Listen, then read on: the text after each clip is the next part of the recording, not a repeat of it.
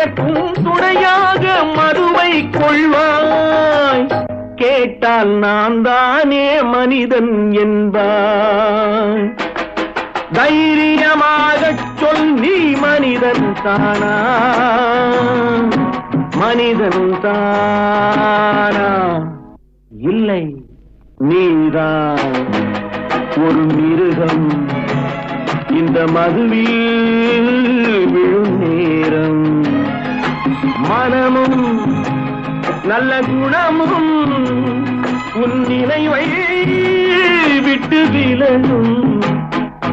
நீதான் ஒரு மிருகம்.